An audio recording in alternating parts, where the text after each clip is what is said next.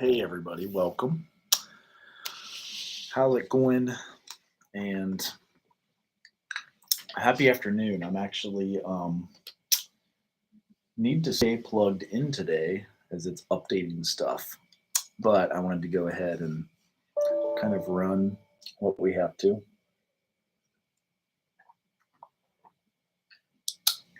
Make sure you guys have everything you need and get you updated on hbse. So with human behavior in the social environment, we are currently going through chapter 1 in the PowerPoint. So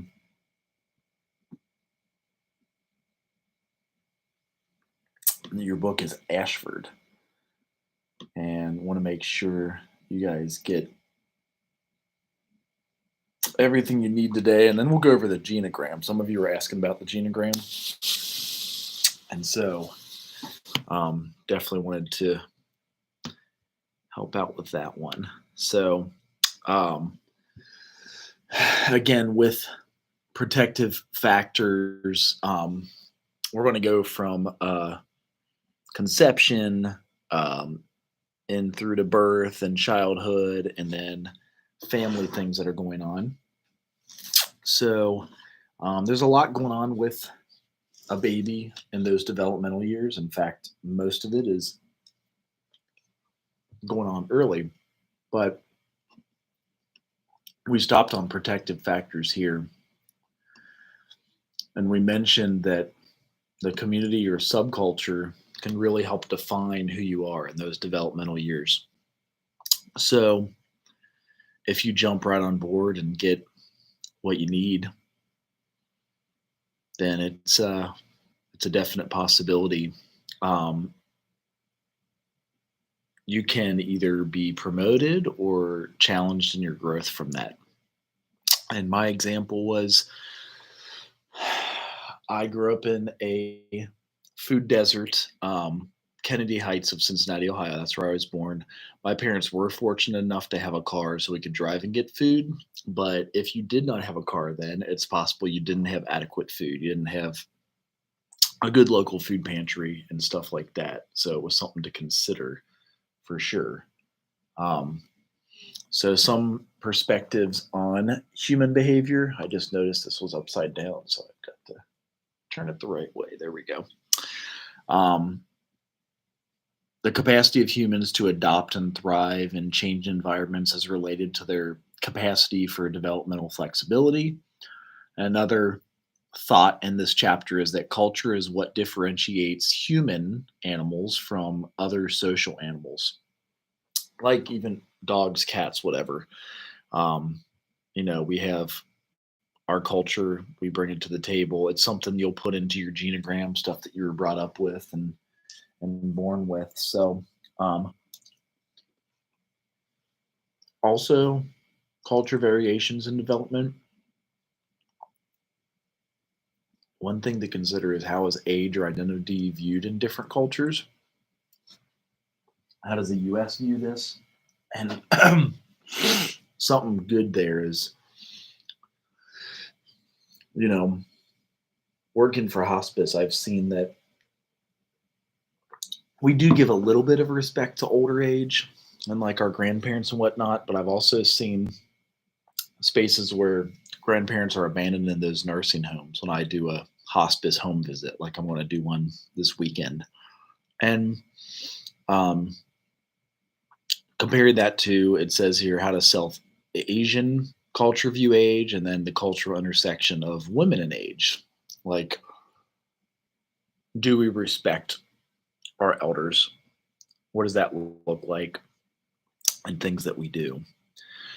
So with cultural values are a major component of any culture. How do we know when we are making assumptions about social life? As social workers, we should aim to understand rather than condone or discredit the behavior or thinking of others. That's something that we really strive to do. So the ethnocentrism, this is tendency to deem the practice of others as immoral, inappropriate, or inferior based on values and standard of one's own community. There's some communities that like really respect mental health and appreciate what is going on in mental health, and there's others that um, don't so much. So we'll come back to cultural competence and how we have to become culturally competent as professionals. Part of that starts out with how do we um, do it ourselves with our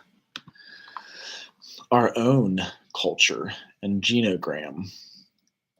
So I know I'd already sent this out to you guys to get an idea for the first assignment, but we'd like to do 3 generations of a genogram and what that looks like. So you could use this software. One of them is called Genogram Maker.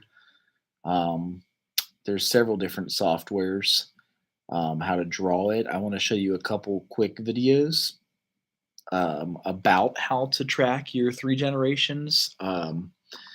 And next week, I'm going to draw my genogram and my family history here. If you struggle to lose weight, you must see this. Of course, you need an advertisement first, but we'll skip that and jump right in. Today I'll be going through how to do a basic genogram. These can be very confusing at first, but once you get the hang of it, it's very straightforward and can be done very quickly. The thing to always remember is that people don't exist in isolation.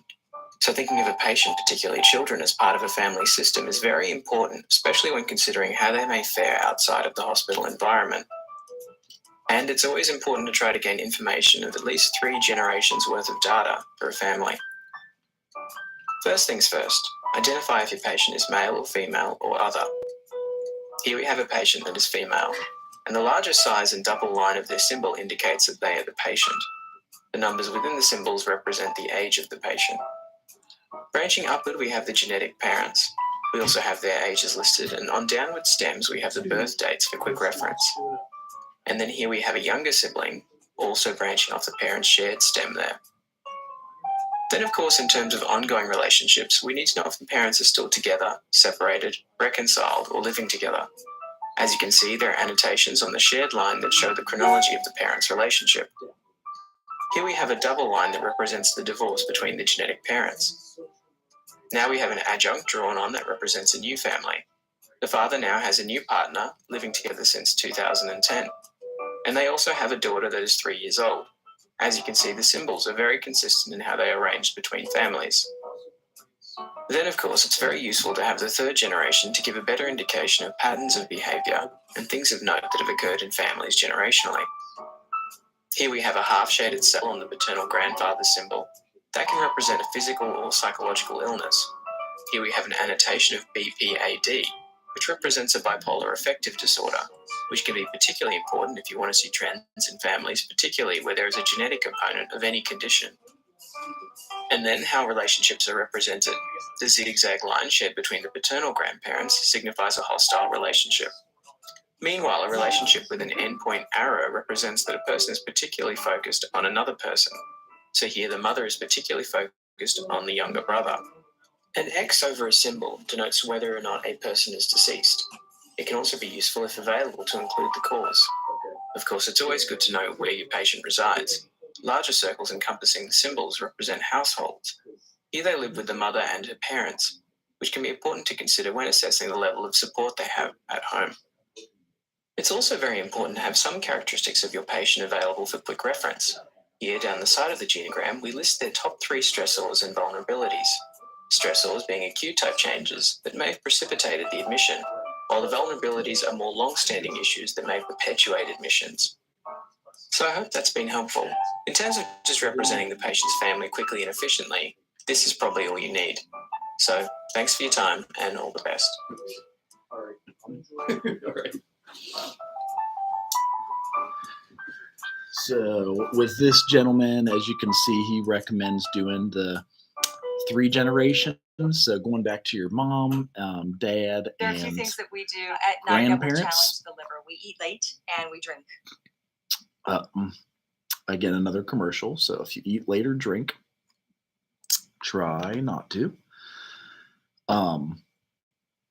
And let's see if I can get this going. So the next genogram I had, if you're a Star Wars fan, this will make some little more sense. If you're not, that's okay. It still shows how you can show how people are connected. So the idea being that we will basically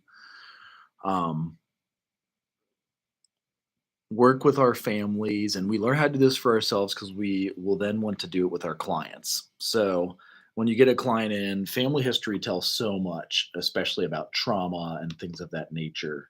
So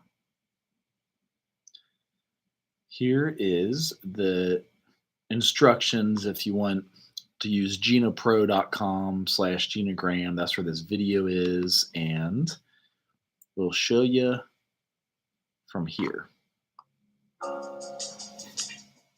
What is a genogram? A genogram is a special type of family tree. A family tree will simply display ancestry information. However, a genogram will display additional information about the relationships of the individuals. Genograms are drawn using standardized symbols to help the viewer understand the relationships. The basic family symbols include a square for a male and a circle for a female. Genograms also include special symbols to indicate if children are twins or if a child is a biological child or adopted, in case that information is helpful.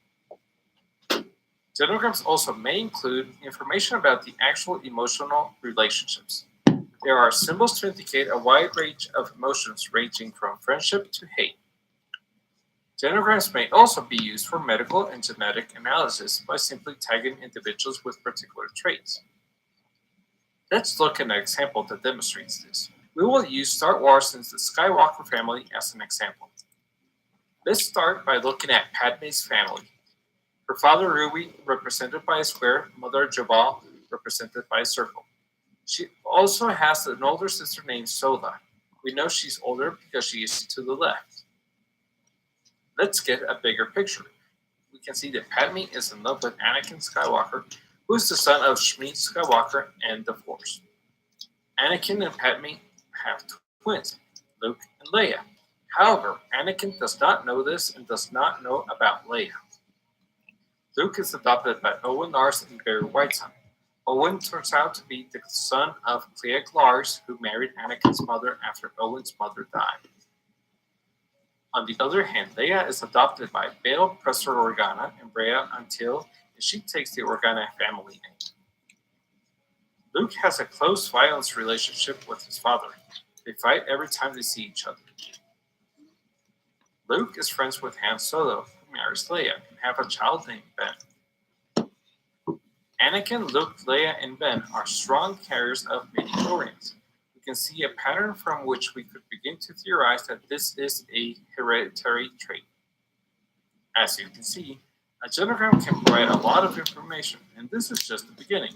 If you want to find out more information about genograms, follow the links into the description. All right, so your ideas from Luke Skywalker come into play here, and those are some of the things that you guys can use in your description of the genogram. 3 generations helps because sometimes you have a family history. It could be addiction, alcoholism, mental illness, depression.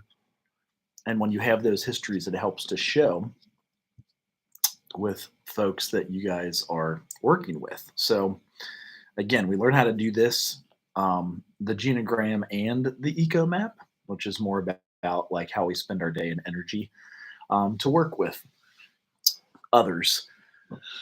So, and understanding the cultural competence. So here we look at class standards. This helps healthcare professionals and also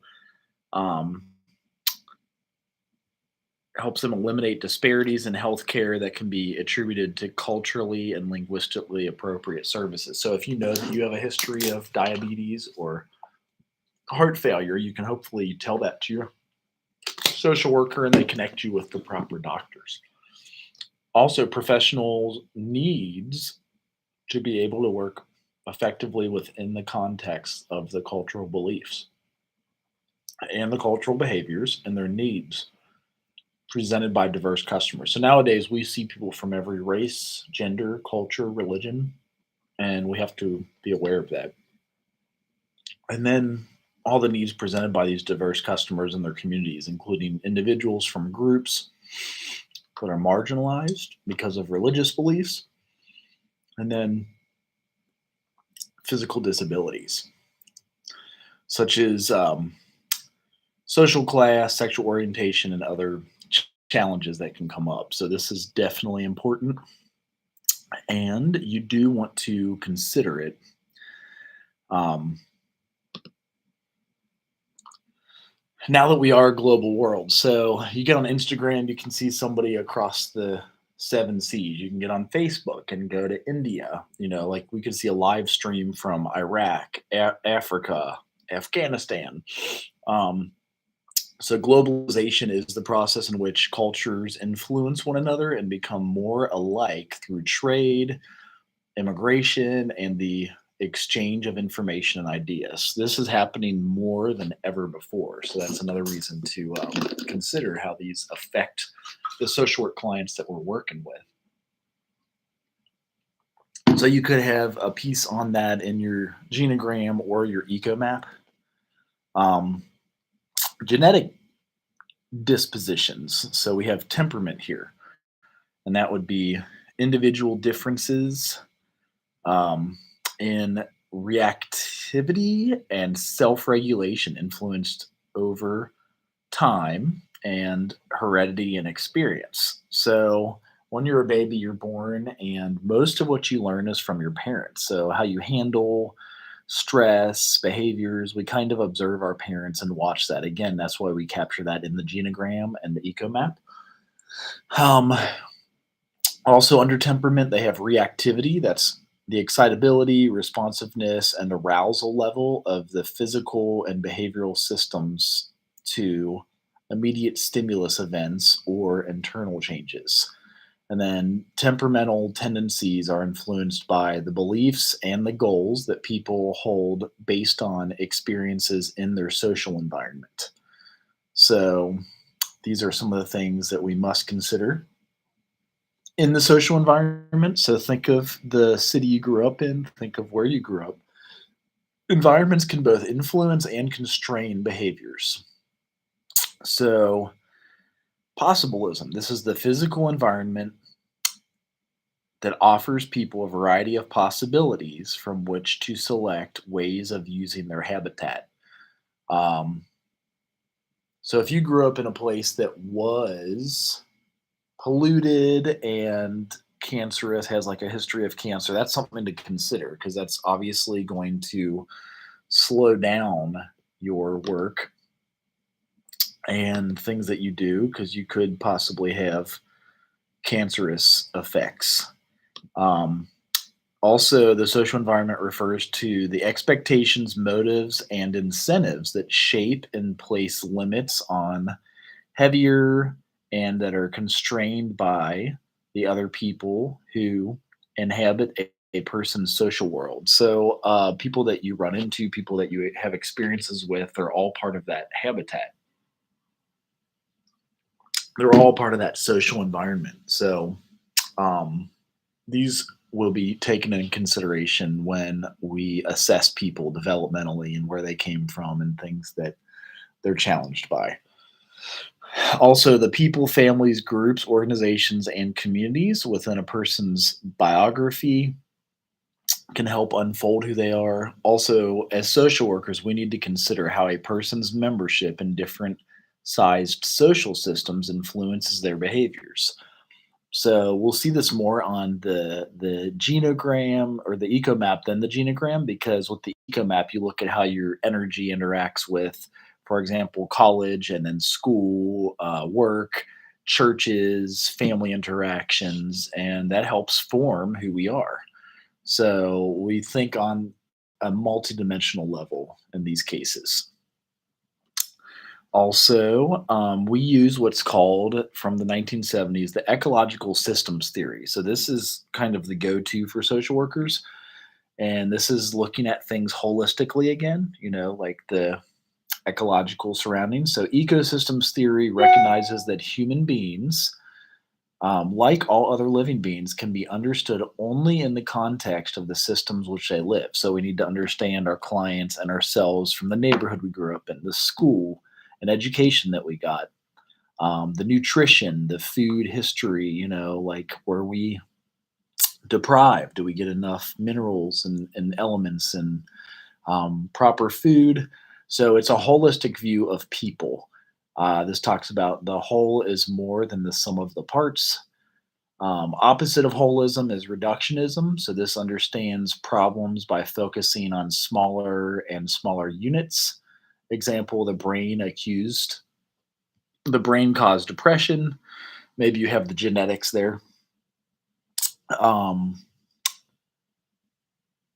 and if you focus on the ecological theory, it could be that maybe you're in an area like Cincinnati, Ohio. We actually have seasonal affective disorder because there's 300 days of like overcast or clouds, whereas in Colorado, there's 300 days of sunny, beautiful days that really do help people's mental health. So, the reciprocal transactions between people and the social environment in which they function are important to be considered. And then some of the basic ideas from the ecological systems perspective, we have that social work practice is based on a dual focus, the person and the situation, and the system and its environment.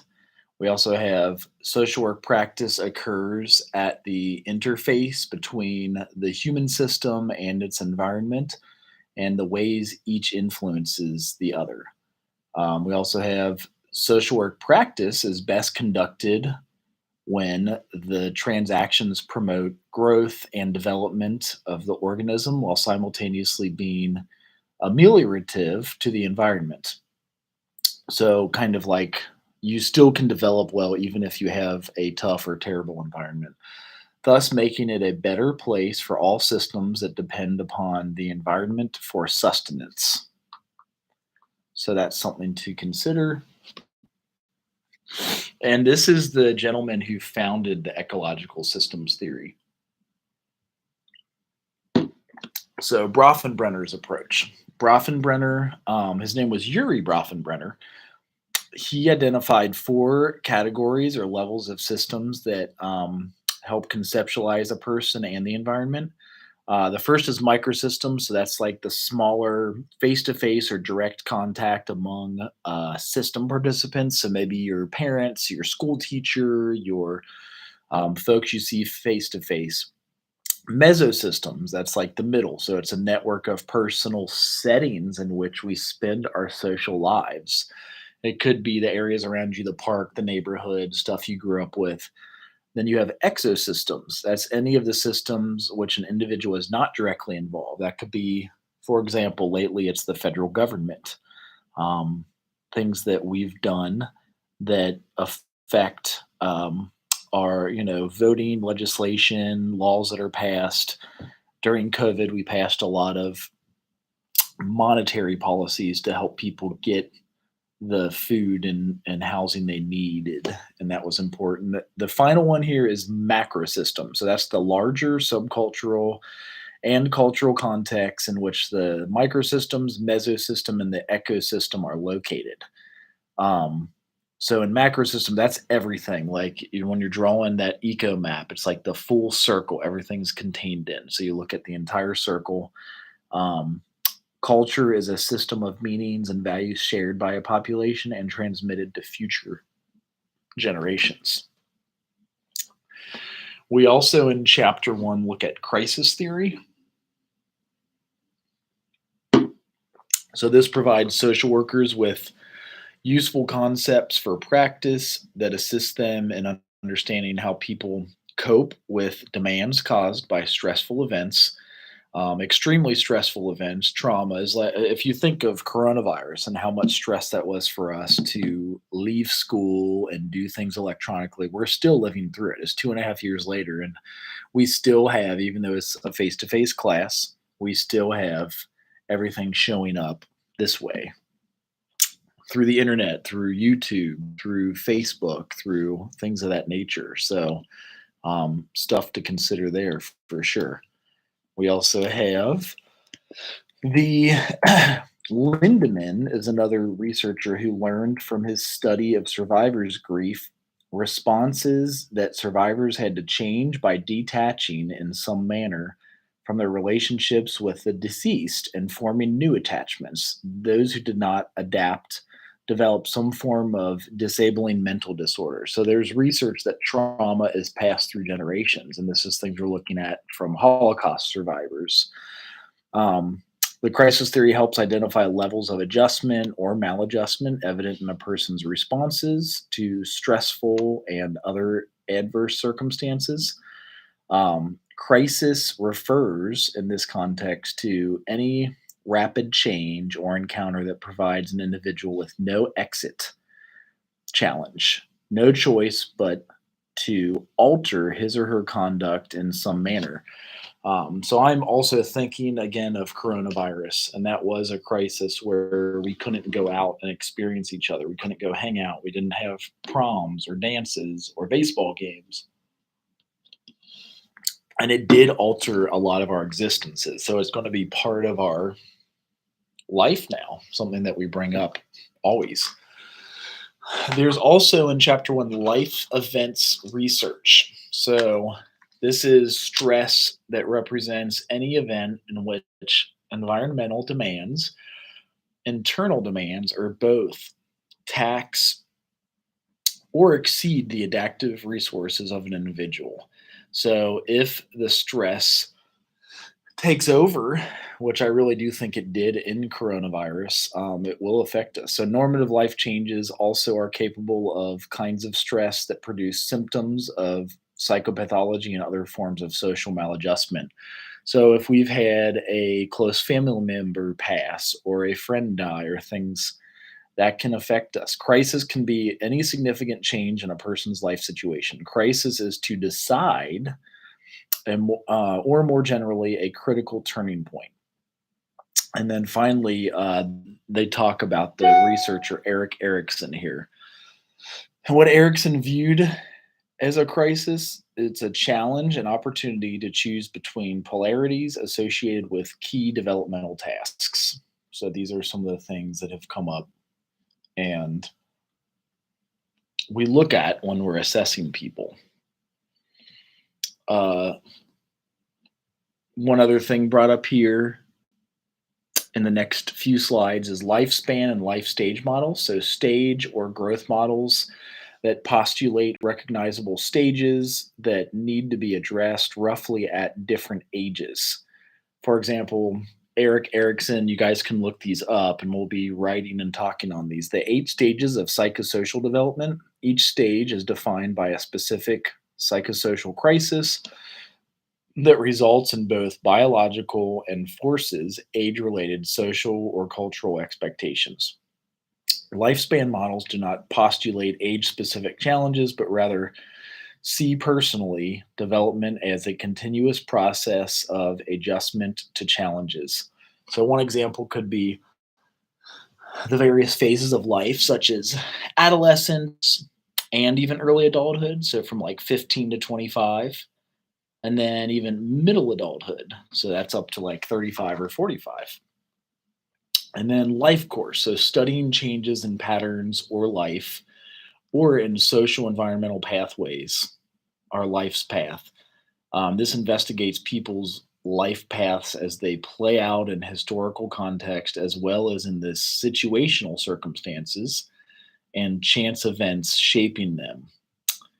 So things to consider there. Time operates both social historical and on a personal level. And people have a common human need associated with varying life tasks, but these needs are not as universal as once assumed. So we all kind of grow up differently and have different ways show up.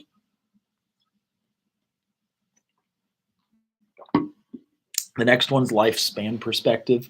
So the study of behaviors, dispositions, and skills and traits over a substantial period of the lifespan. So this helps us with clarifying how specific psychological functions and traits and skills in one stage of development compare with other stages. The first 3 years are big. We're going to be getting into those in the next few weeks, and you learn so much. You have so much brain development at that time, and it's super important. Study of behaviors, dispositions. So how hard is it for people to change? And then having a cumulative continuity that refers to the way in which behavior at one point in life influences opportunities and behavior later in life. And then self-selection. So this refers to a person's tendency to select the context and experience that are consistent with personality traits. Change occurs across the entire span of your life, and earlier theories subscribe to funnel theory that people have a declining capacity for change as they age. So the older we get, the harder it is for us to change. We'll finish these next few slides next week, but this is kind of like the application to delinquency. Be sure to watch the videos again if you have questions about how to make your genogram and eco map. And we'll get into it again. I'll draw my very own in front of you guys next week, excuse me. And you can do it on paper or you can use the program. People have liked to do both. And it's entirely up to you all. So have a good weekend, and I'll see you all on Tuesday.